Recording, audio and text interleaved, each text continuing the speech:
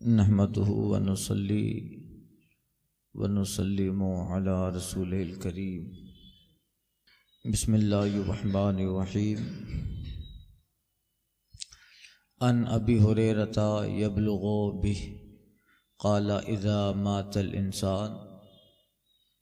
مات الميت قالت الملائكة ما قدما وقال بنو آدم ما خلفا رواه البيهقي في شعب الإيمان۔ حضرت ابو ہریرہ رضی اللہ تعالی عنہ سے روایت ہے، اس سے مرفوع روایت کرتے ہیں، فرماتے ہیں آقا صلی اللہ علیہ وسلم نے ارشاد فرمایا، جب انسان مر جاتا ہے تو فرشتے کہتے ہیں آگے کیا بھیجا، اور انسان کہتا ہے پیچھے کیا چھوڑا۔ اذا مات المیت، اب یہی ہو رہا ہے، انسان جب انتقال کرتا ہے تو فرشتے کہتے ہیں آگے کیا لے کے آیا ہے، آگے کیا بھیجا، ما قدما، اور انسان یہ کہتا ہے کہ پیچھے کیا چھوڑا ہے، جائیداد، مال و اسباب، کتنی جاگیر، کتنی زمینیں چھوڑ کے گیا۔ ان مالک ان لقمان قال لی ابنی یا بنی ان الناس قد تطاول علیہم ما یوعدون وهم الى الآخرة سراعا يذهبون وإنك قد استدبرت الدنيا منذ كنت واستقبلت الآخرة وإن دارا تسير إليها أقرب إليك من دار تخرج منها۔ حضرت مالک رضی اللہ تعالیٰ عنہ روایت کرتے ہیں، کہتے ہیں حضرت لقمان نے اپنے بیٹے سے نصیحت فرمائی، اپنے بیٹے سے کہا یا بنیا، اے بیٹا، میرے بیٹے سن، لوگوں پر وہ دراز ہو گیا جس سے وہ ڈرتے جاتے ہیں، اور وہ آخرت کی طرف دوڑے جا رہے ہیں۔ وَإِنَّكَ قَدْ اسْتَبْدَلْتَ الدُّنْيَا مُنْذُ كُنْتَ، اور بیٹا جب سے تم پیدا ہوئے ہو دنیا کو پیچھے چھوڑے جا رہے ہو اور آخرت آگے آتی جا رہی ہے۔ جب سے تم پیدا ہوئے دنیا کو پیچھے چھوڑتے جا رہے ہو، آخرت آگے آتی جا رہی ہے، اور وہ گھر جس کی طرف تم جا رہے ہو اس سے زیادہ قریب ہے جس سے تم نکل رہے ہو۔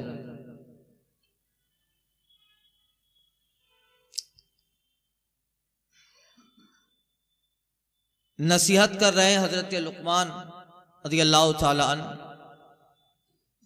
لوگوں پر وہ دراز ہو گیا جس سے ڈرتے ہیں، موت سے ڈرتے ہیں لوگ، آخرت کی طرف جانے سے لوگ ڈرتے ہیں، اور وہ ایک ایک لمحہ قریب ہوتی جا رہی ہے۔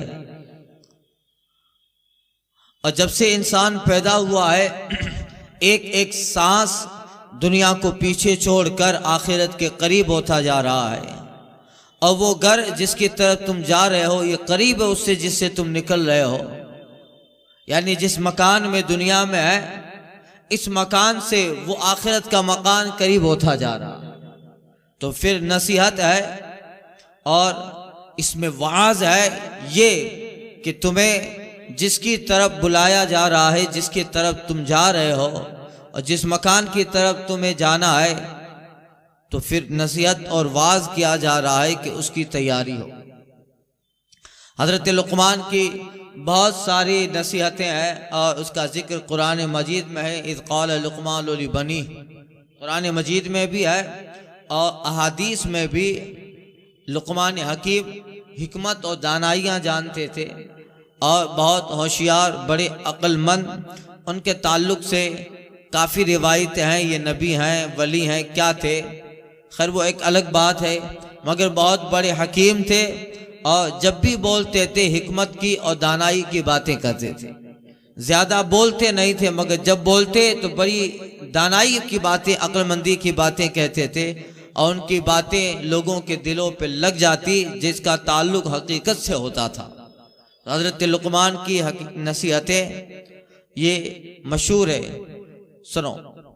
ان عبداللہ ابن عمرو قال قیل رسول اللہ صلی اللہ علیہ وسلم ای الناس افضل قال کل مخموم القلب وصدوق اللسان قالوا صدوق اللسان نعرف فما مخموم القلب قال هو النقي التقي لا اثم عليه ولا بغي ولا غل ولا حسد رواہ ابن ماجہ والبیہقی فی شعب الایمان. حضرت عبداللہ بن عمرو رضی اللہ تعالی عنہ سے روایت ہے، فرماتے ہیں سرکار صلی اللہ علیہ وسلم سے پوچھا گیا یا رسول اللہ لوگوں میں سب سے افضل کون ہے؟ ای الناس افضل، لوگوں میں سب سے افضل کون؟ آقا فرماتے ہیں لوگوں میں افضل سلامت دل والا، سچی زبان والا. مخموم القلب و صدوق اللسان، سلامت دل والا اور سچی زبان والا. قالو، صحابہ کہتے یا رسول اللہ صدوق اللسان نعرفو، سچی زبان والا وہ تو جانتے ہیں، جو سچ بولتا ہو، راست گوئی جس کا شیوا ہو، وہ تو معلوم ہے سچی زبان. یا رسول اللہ مخموم القلب، سلامت دل والا یہ کون؟ سلامت دل والا یہ کون ہوتا ہے؟ آقا فرماتے هو النقی التقی لا اثم علیہ ولا بغی ولا غل ولا حسد.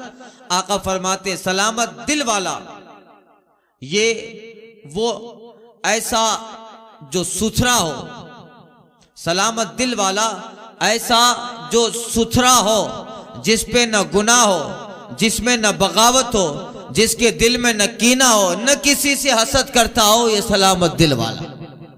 یعنی اس کا دل غل، حسد، کینہ اور ان ساری چیزوں سے جس کا دل صاف ستھرا ہو. النقی التقی، جو بالکل صاف ہو، بالکل ستھرا ہو. لا اثم علیہ، جس پہ گناہ نہ ہو.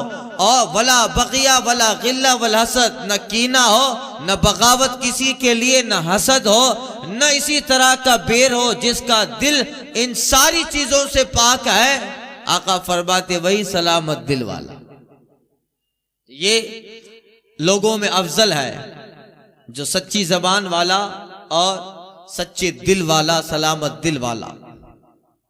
اسی کا ذکر قرآن مجید میں اللہ فرماتے الیوم لا ینفع مال ولا بنون الا من اتى اللہ بقلب سلیم. اور آج کے دن نہ مال کام آئے نہ اولاد، مگر جو ہمارے پاس بقلب سلیم، سلامت والا دل لے کے آئے. تو وہ سلامتی والا دل کام آئے جو اللہ کی بارگاہ میں لے کے جائے. یہی جس دل میں نہ حسد ہو، جس دل میں نہ کینہ ہو، جس دل میں نہ کسی کے لیے بغاوت ہو، جس دل میں نہ کسی کے لیے بیر ہو، ان سارے گناہوں سے وہ دل پاک ہو، اسی کو کہا جاتا ہے قلب سلیم. الا من اتى اللہ بقلب سلیم، جس کا ذکر قلب سلیم سے قرآن میں کیا. اور وہ دل ہے تو وہ دل والا لوگوں میں سب سے افضل ہے. ویسے مومن کا دل، مومن کا اگر دل ہے تو بے شک اس اعتبار سے وہ دل بڑی عظمت والا ہے، مگر ان دلوں میں بھی کچھ خاص دل ہوتے ہیں. دلوں میں سب دل برابر نہیں ہے، دلوں میں بھی کچھ خاص دل ہوتے ہیں. اہل اللہ، صالحین، ان لوگوں کے دل، ان کے تعلق سے کہا گیا ان کے دل عرش الہی ہوا کرتے ہیں. ان کے دل عرش الہی ہوا کرتے ہیں، جس پہ تقوی، طہارت، پرہیزگاری کے پودے لگے ہوتے ہیں. اور خشیت الہی سے جو آنکھوں سے آنسو نکلتے ہیں، ان آنسوؤں سے وہ دل کو صاف کرتے رہتے ہیں. تو ان کا دل عرش الہی ہے. جو اس دل کے قریب سے گزر بھی جاتا ہے تو اللہ اسے بھی مقام ولایت عطا کر دیتا ہے. اس کے قریب ہو جائے تو پھر وہ دل والے ان کی باتیں، اور ایسے دل بنانے کے لیے مجاہدات کرنے پڑتے ہیں. دل ایسا بنانے کے لیے مجاہدات کرنے پڑتے ہیں، بندگی، ریاضت اور اس دل کا مکمل کلیتاً تعلق رب کی بارگاہ میں جوڑنا پڑتا ہے، ورنہ اس دل میں بہت ساری محبتیں آ جاتی ہیں۔ یہ بہت ساری محبتیں آ جاتی ہے، تو اس دل میں صرف ایک رب اور اس کے رسول کی محبت اور ان ساری چیزوں سے اس دل کو پاک کیا جائے، اس حدیث میں جس کا ذکر ہے، بغی، غل اور حسد، اثم، گناہ، کینہ، حسد اور بغاوت، ان ساری چیزوں سے، تو پھر وہ محبت والے دل ہوتے ہیں۔ کسی نے کہا تھا محبت کے لیے کچھ دل مخصوص ہوتے ہیں، محبت کے لیے کچھ دل مخصوص ہوتے ہیں، یہ وہ نغمہ ہے جو ہر ساز پہ گایا نہیں جاتا، یہ وہ نغمہ ہے جو ہر ساز پہ گایا نہیں جاتا، تو پھر وہ دل جس کا ایسا ہوتا ہے، جس حدیث شریف میں جس دل کا ذکر ہے، تو پھر اس دل کے جو قریب سے بھی گزر جاتا ہے تو اس کے اثرات اس کے ذہن و فکر پہ ایسے پڑتے ہیں کہ وہ بھی صاحب دل ہو جاتا ہے۔ ایک صاحب حضرت باعزید بسطامی حضرت رابعہ بصریہ کے تعلق سے یہ ہے، کسی صاحب دل اللہ والے گزرے ہیں، ان کے ہاں رات کو کوئی چور چوری کرنے آیا تو گھر میں کچھ نہ ملا، اور وہ ایسے ہی پھر چلا، اللہ والوں کے پاس کیا رہے گا، ان کے پاس دلوں میں دولتیں رہتی ہیں، سامان کی تو رہتی نہیں ہے۔ ہماری تیجوری میں ہمارے اسباب ہوتے ہیں، اللہ والوں کے دلوں میں وہ چیزیں ہوتی ہیں، ان کا وہ خزانہ ادھر لگا رہتا ہے۔ چور آیا اور کچھ ملا نہیں تو ایسے ہی چلا گیا، صبح وہ اللہ والے بیدار ہوئے کہ چور آیا تو کچھ ملا نہیں، اپنے خادم کو کہا، تھوڑا بہت سامان دیا، تھوڑے پیسے دیے اور خادم کو بھیجا کہ جاؤ چور کو دے دے اور معافی مانگنا کہ کل آپ گھر پہ آئے تھے مگر افسوس کہ آپ کو کچھ مل نہ پایا، کل آپ آئے تھے، ہمارے یہاں سے کوئی خالی نہیں جاتا ہے، آپ رات میں آئے، آپ کو کچھ مل نہ پایا، جاؤ اسے دے دو۔ اب وہ دیں گے کیا؟ یہ جب کام اختیار کیا گیا تو وہ چور آ کر حضرت کے قدموں میں گر کے توبہ کرتا ہے، اور پھر ان کا اثر ایسا پڑا کہ وہ مقام ولایت پہ آ گیا۔ یہ وہ نغمہ ہے جو ہر ساز پہ گایا نہیں جاتا۔ تو پھر اللہ والے ان کے لیے دل کی دولت اور دل کا جو خزانہ ہے وہ سب سے بڑی بات ہے۔ ایک صاحب اللہ والے تھے، ان کے گھر مکان میں چوری ہو گئی تو صبح وہ سجدہ شکر ادا کرنے لگے کہ حضور سارا مال چرا کے لے گئے چور اور آپ سجدہ شکر ادا کر رہے ہو۔ وہ اللہ والے کہتے الحمدللہ، دنیا کا مال گیا ہے، آخرت کا تو سلامت ہے۔ دنیا کا مال چوری ہوا ہے، آخرت کے مال پہ ڈاکہ نہیں ڈالا، وہ تو الحمدللہ سلامت ہے، اس لیے سجدہ شکر کر رہا ہوں۔ مولا گیا ہے دنیا کا سامان مگر آخرت کا سامان تو ابھی تک دل میں ہے، اللہ تیرا کرم ہے۔ چور نے ظاہری اسباب پہ ڈاکہ ڈالا ہے، ایمان کے اسباب پہ ڈاکہ نہیں ڈالا ہے، اس لیے سجدہ شکر کر رہا ہوں۔ یہ وہ نغمہ ہے جو ہر ساز پہ گایا نہیں جاتا۔ یہ محبت کے لیے یہ ساری چیزیں ہیں۔ تو اب کہہ رہے ہیں آقا سرکار صلی اللہ علیہ وسلم، وہ انسان افضل ہے جو سچی زبان والا اور سلامت دل والا۔ سچی زبان، علماء صوفیہ فرماتے ہیں کہ انسان کی بہتری کی علامت یہ ہے کہ اس کے دل اور اس کی زبان کا تعلق بدستور بندھا رہے، جو دل کہے وہی زبان پہ آئے، جو زبان میں ہے وہی دل میں ہو۔ اب دل میں کچھ اور ہے، زبان پہ کچھ اور ہے، اس کو منافقت کہتے ہیں، اس کو کیا کہتے ہیں؟ نفاق کہتے ہیں، اس کو جھوٹ کہتے ہیں، منافقت کہتے ہیں۔ دل میں کچھ اور ہے، زبان میں کچھ۔ صوفیہ فرماتے ہیں جب دل اور زبان کا تعلق گہرا ہو جائے تو پھر سچائی کے پودے لگا کرتے ہیں۔ دل جو سوچتا ہے وہی زبان پہ آتا ہے، زبان پہ جو ہے وہی دل میں ہے۔ اب اوپر سے سامنے ملا تو تعریف کر رہا ہے، پیچھے موڑا تو برائی کر رہا ہے، تو دل میں کچھ اور ہے، زبان پہ کچھ اور۔ تو یہ دونوں کا تعلق جب بالکل براہ راست ایک ہو جائے، دل جو کہتا ہے وہی زبان پہ آتا ہے، تو پھر آقا فرماتے ہیں افضل الناس، یہ بندہ لوگوں میں سب سے افضل ہے، سب سے بہتر ہے۔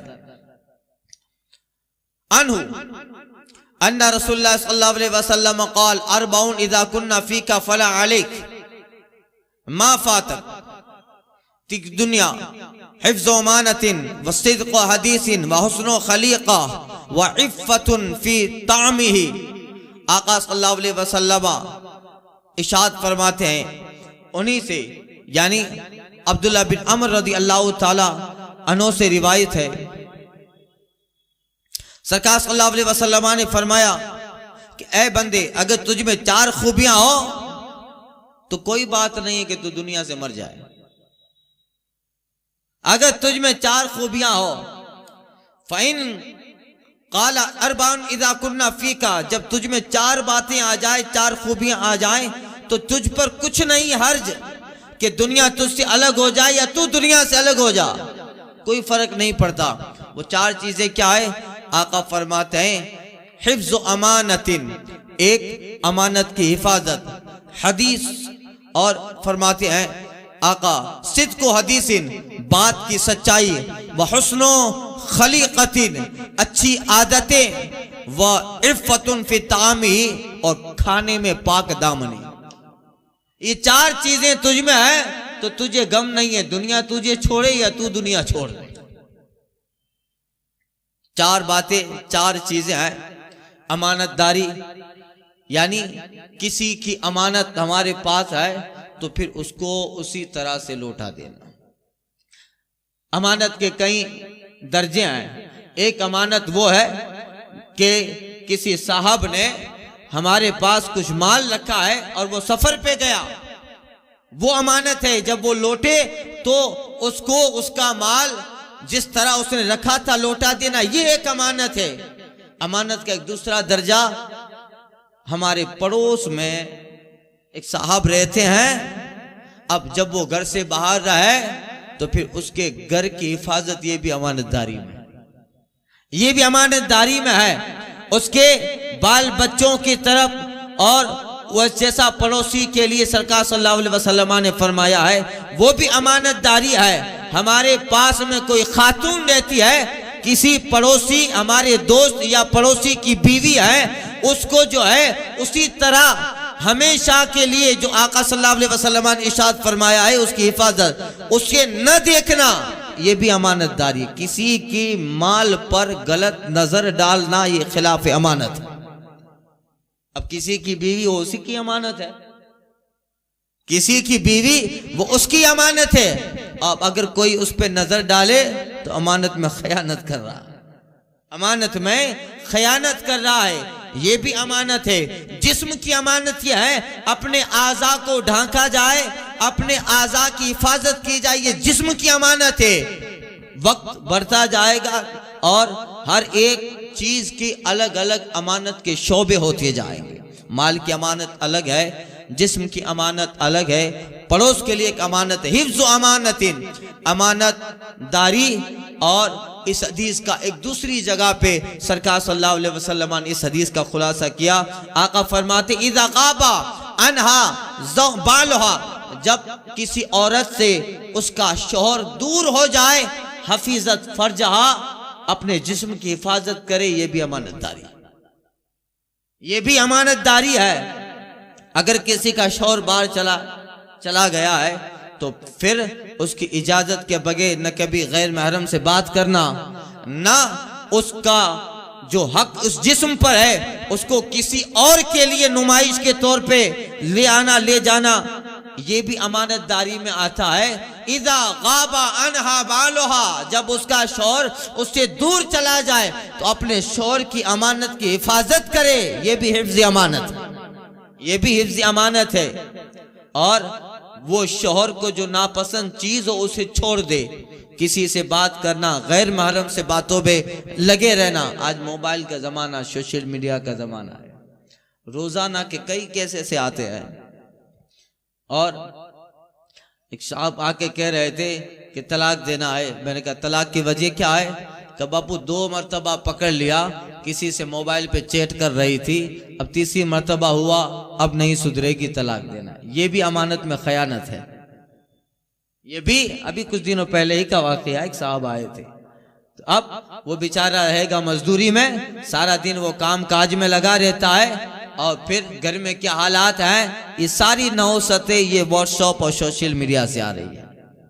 وہ اب اس کے عدم موجودگی میں، اپنے شوہر کے غائب ہونے عدم موجودگی میں اس کے اپنے جسم کی وہ حفاظت کرے، یہ بھی حفظ امانت ہے، اور اس پہ اللہ اجر زیادہ دیتا ہے، اس پہ اللہ اجر زیادہ دیتا ہے۔ حدیث پاک میں ہے، آقا فرماتے ہیں جو نیک خاتون صلت 5 صلوات 5 وقت کی نماز پڑھتی رہے، رمضان کا روزہ رکھے، حفیظت فرجہ، اپنے جسم کی حفاظت کرے، اطاعت بالہا، اپنے شوہر کی فرمانبرداری کرے، آقا فرماتے ہیں یہ چیزیں کر لے، جنت کے 8 دروازوں میں سے جس میں سے چاہے چلی جائے، جنت کے 8 دروازے میں سے جس میں سے چاہے چلی جائے۔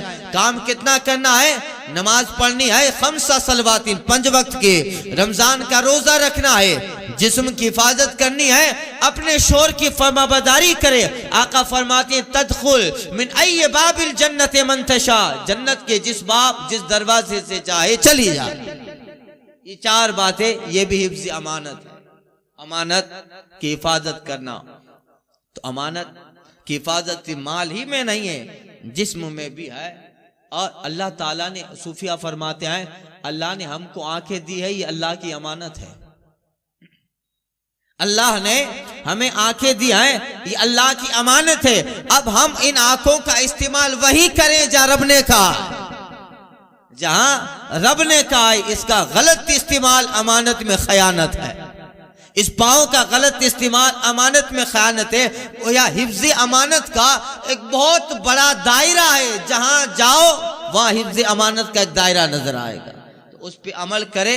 اب سنیں، یہ ولایت کی نشانی ہے۔ آقا فرماتے ہیں 4 باتیں اگر تیرے میں آ جائے، فَلَعَلَيْكَ مَا فَاتَكَ الدُّنْيَا، دنیا تجھ سے الگ ہو جائے تجھے کوئی غم نہیں ہے۔ ایک حفظ امانت، امانت کی حفاظت کرنا، وصدق و حدیثین، سچی بات بولنا، سچی بات، سچائی بہت بڑی چیز ہے۔ اللہ فرماتا ہے یا ایھا الذین آمنوا اتقوا اللہ وقولوا قولا سدیدا، اے ایمان والو اللہ سے ڈرو اور سچی بات کہو، سچی بات کہو۔ جھوٹ انسان کی شخصیت پہ ایک بہت بڑا نیگیٹو اثر ڈال دیتا ہے، جھوٹ سے انسان کے کردار پہ ایک دھبا لگ جاتا ہے، اور جو بندہ مسلسل جھوٹ بولتا رہتا ہے اس کے چہرے پہ سیاہیاں آ جاتی ہے۔ اور دوسرا، فارسی کا ایک مقولہ ہے دروغ روزی را بکات، جھوٹ سے اللہ تعالیٰ رزق میں کمی کر دیتا ہے، روزیاں جھوٹ سے گٹ جاتی ہے، اور جھوٹے انسان کا معاشرے میں کوئی ویلیو نہیں رہتا ہے۔ سچا آدمی ہوتا ہے اس کو قسم کھانے کی بھی ضرورت نہیں پڑتی، جو سچا ہے۔ قسم کون کھائے گا بھائی؟ جو جھوٹا ہے وہ تو قسم کھائے گا، جو سچا ہے وہ کیوں قسم کھائے گا؟ میں سچا ہی ہوں۔ کسی صاحب کا مقدمہ تھا، تو جو سامنے والا تھا اس نے اپنی بات کہنے کے لیے قاضی سے کہتا ہے میں صحیح ہوں، اس پہ جو ہے قاضی نے کچھ نہ کہا، پھر اس نے کہا کہ میں اللہ کی قسم کھا کے کہتا ہوں کہ میں صحیح ہوں۔ پہلے کہا میں صحیح ہوں، پھر دوبارہ کہتا ہے میں صحیح ہوں، پھر تیسری مرتبہ کہتے ہیں اللہ کی قسم میں صحیح ہوں۔ قاضی کہتا ہے جب تو نے پہلی مرتبہ کہا کہ میں صحیح ہوں، میں نے یقین کر لیا کہ تو صحیح ہے، اسی جملے کو جب تو نے دہرایا تو مجھے شک ہوا، جب قسم کھایا تو پتہ چل گیا تو جھوٹا ہے، پتہ چل گیا تو جھوٹا ہے۔ تو پھر سچائی یہ بہت بڑی دولت ہے۔ لوگ اپنی بات بنانے کے لیے قسموں کا سہارا لیتے ہیں، پہلے تو ان چیزوں کے لیے قسمیں ہی نہیں کھائی جائے گی۔ اللہ کہتے ہیں وَلَا تَجْعَلُوا اللَّهَ عُرْضَةً لِأَيْمَانِكُمْ، اور اللہ تعالیٰ کو اپنی قسموں کا نشانہ نہ بناؤ۔ تمہیں تجارت کرنی ہے، تم دھندا کرو، قسم اللہ کی کیوں کھاتے ہو؟ اس میں قسم کا کیا؟ پہلے ہی سچ بولو، پہلے ہی سچ بولو، تاکہ جھوٹ بولنے کی نوبت ہی نہ آئے۔ اور جو ایک مرتبہ جھوٹ میں مشہور ہو جاتا ہے پھر علامہ سعدی رحمۃ اللہ تعالیٰ علیہ کہتے ہیں پھر سچ بھی بولے تو لوگ اعتبار نہیں کرتے، پھر وہ سچ بھی بولے گا تو لوگ اس کا اعتبار نہیں کرتے ہیں، اس لیے کہ وہ اول ہی دروغ گوئی میں مشہور ہو گیا۔ وہ ایک واقعہ جو ہے ابتدائی کتابوں میں تعمیر ادب وغیرہ میں لکھا تھا، ایک مذاق کرنے والا بچہ لوگوں کو پریشان کرنے کے لیے ایک دن کہتا ہے بھیڑیا آیا بھیڑیا آیا۔ قاری صاحب تعمیر ادب میں، قاری صاحب تعمیر ادب پڑھاتے ہیں، ان کو معلوم ہے، بھیڑیا آیا۔ لوگ ادھر کام کر رہے تھے کہ چلو بچہ رو رہا ہے، شرارتی بچہ تھا، بھیڑیا آیا۔ جب لوگ آئے تو کوئی بھیڑیا نہیں تھا، وہ کہنے لگا، ہنسنے لگا کہ میں تو مذاق کر رہا تھا، میں تو مذاق کر رہا تھا۔ لوگ مایوس ہوئے کہ چلے گئے کہ بڑا شرارتی لڑکا ہے۔ دوسرے دن واقعی میں بھیڑیا آ گئے، واقعی میں بھیڑیا آ گیا۔ اب کہنے لگا بھیڑیا آیا، لوگوں کو لگا کل کی طرح مذاق کر رہا تھا، کوئی نہیں آیا، کوئی نہیں آیا۔ ایک مرتبہ کا جھوٹ بھیڑیا اسے زخمی بھی کر گیا، اس کی بکریاں بھی لے گیا۔ تو دیکھیے جو ایک بار جھوٹ بولتا ہے پھر لوگوں کے ذہن و فکر پر وہ جھوٹا مشہور ہو جاتا ہے۔ تو پہلے ہی سچائی کی عادت ڈالو۔ آقا فرماتے ہیں سچائی ایمان کا حصہ ہے، سچائی ایمان کا حصہ ہے۔ منافق کبھی سچ نہیں بولے گا اور مومن کبھی جھوٹ نہیں بولے گا، مومن کبھی جھوٹ نہیں بولے گا۔ تو اب آج کل تو جھوٹ اس طرح ہے، بات بات میں گھما کے پھرا کے بات، ایسے ایسے چیٹر پیدا ہو گئے ہیں آج، تو ایسے ایسے پتہ ہی نہیں چلے گا لوگوں کا فراڈ کر کے۔ ارے باقاعدہ آج تو ٹی وی کے پردوں پر جھوٹے لوگوں کو کیا کہتے ہیں، ٹی وی کے پردوں پر جھوٹ کا گنان دیا جاتا ہے۔ جھوٹ کیسے بولنا، how you can telling a lie، کس طرح آپ جھوٹ بولو گے، بات کو کس طرح بنانا ہے۔ تو یہ طرح طرح کے چیٹر پیدا ہو گئے ہیں ابھی، اور اس طرح سے چیٹنگ کرتے ہیں پتہ بھی نہیں چلتا۔ تو یہ دنیا میں جھوٹ ایک عام چیز ہو گئی، مگر اسی لیے حدیث پاک میں سچائی کو ایمان کا حصہ بتایا۔ اور مومن وہ ہوتا ہے جو جھوٹ نہیں بولتا ہے۔ اگر کسی کے جھوٹ بولنے سے مومن دھوکہ ضرور کھا لے گا مگر پھر جھوٹ بول کے اس کو دھوکہ نہیں دے گا، یہ ایمان کی علامت ہے۔ ایمان، اب آپ کسی نے 10,000 کا چونا لگا دیا جھوٹ بول کے، اب مومن وہ ہوتا ہے جو جھوٹ بول کے پھر اسی کو 20,000 کا چونا نہیں لگائے، یہ مومن کی علامت ہے۔ مومن بڑا بھولا ہوتا ہے۔ مومن کون ہوتا ہے؟ بھولا ہوتا ہے۔ اور منافق بڑا چیٹر ہوتا ہے، بات بات میں ایسے گھما پھرا کے بات کرے گا پتہ بھی نہیں چلے گا، بعد میں پتہ چلے گا 2-4 سال کے بعد کہ جو پلاٹ ہمیں بیچا تھا وہی ایک پلاٹ 10 لوگوں کو بیچ کے چلا گیا ہے، وہ ایک پلاٹ 10 لوگوں کو بیچ کے چلا گیا ہے۔ تو ایسے ایسے تو یہ ایمان کا حصہ ہے، حفظ امانت و صدق و حدیث، بات کی سچائی، جب بھی بولو سچ بولو، جب بھی بولو سچ بولو۔ اور صوفیہ فرماتے ہیں کہ انسان کی جو ہے عظمت کے لیے اتنا ہی کافی ہے کہ کم بولے اور جب بولے تو سچ بولے۔ یہ انسان کی عظمت کے لیے اتنا ہی کافی ہے کہ کم بولے مگر جب بولے تو سچ بولے۔ اس لیے اللہ کہتا ہے یا ایھا الذین آمنوا اتقوا اللہ وقولوا قولا سدیدا، اے ایمان والو اللہ سے ڈرو اور راست بات کہو، سچ بات کہو، سیدھی بات کہو، یہی ہے۔ وحسن خلیقۃ، اور آقا فرماتے ہیں تیسری بات اچھی عادتیں، اچھی عادتیں، جو بھی آدمی ملے تو پھر اس سے خوش ہو جائے کہ اچھی عادت کا مالک ہے۔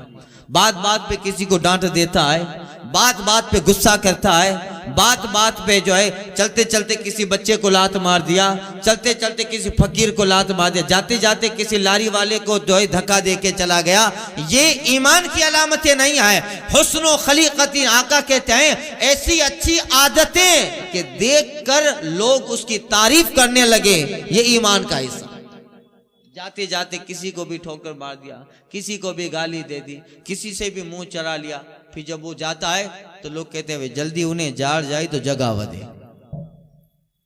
ایسا نہیں، حسن و خلیقہ، اچھی عادتیں، کہ لوگ اس سے قریب ہوں۔ حدیث پاک میں فاروق اعظم روایت کرتے ہیں رسول پاک کے عادات اتنے بہتر تھے کہ اجنبی آدمی جب بھی حضور سے ملتا تو جب سرکار سے جدا ہوتا تو یہ خیال کرتا تھا کہ کاش اور وقت یہاں ٹھہر جاتا، کاش اور وقت یہاں ٹھہر جاتا۔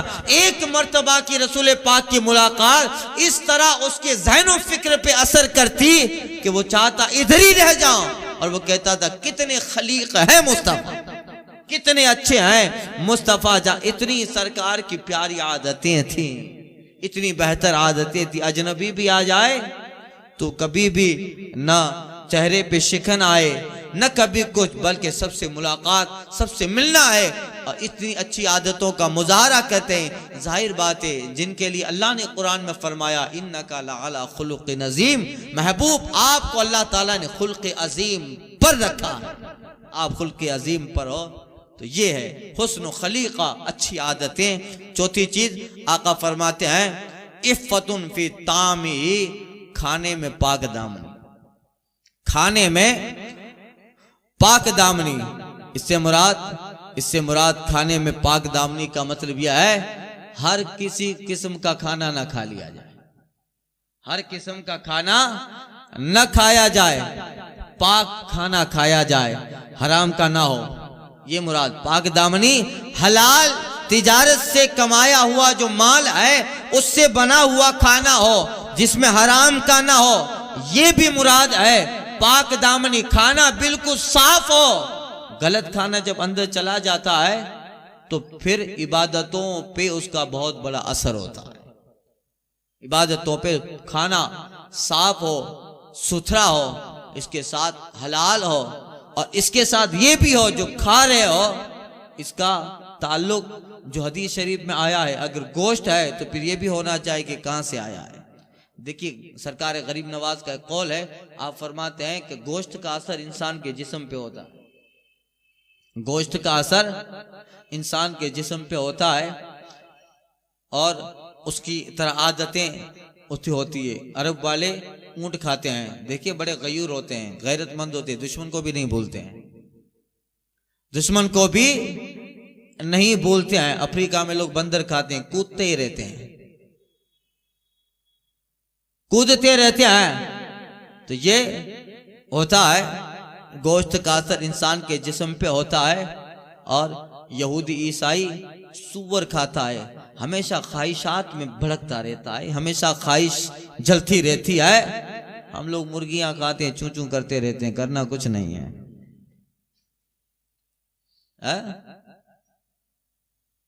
ہے کہ نہیں ہے؟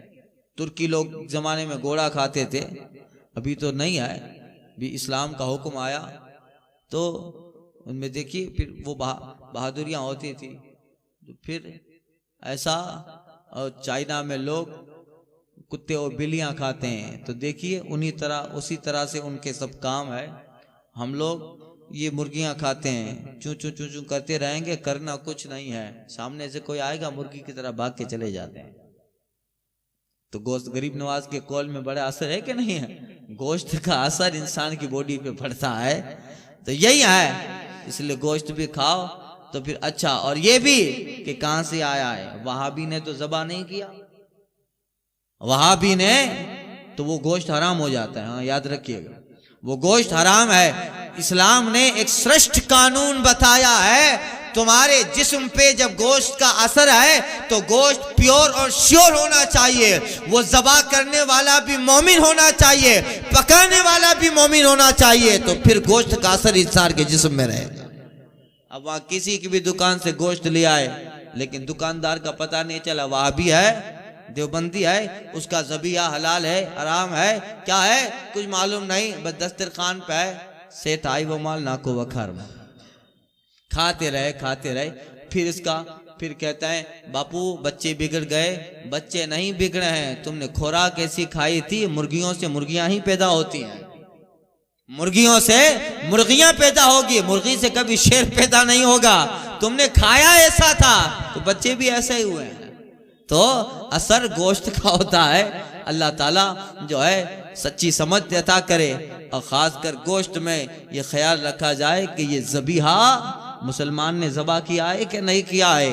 وہابی کا ذبیحہ ہے تو وہ گوشت پھر انسان کے جسم میں بڑا نیگیٹو اثر ڈالتا ہے. اللہ تعالیٰ توفیق عطا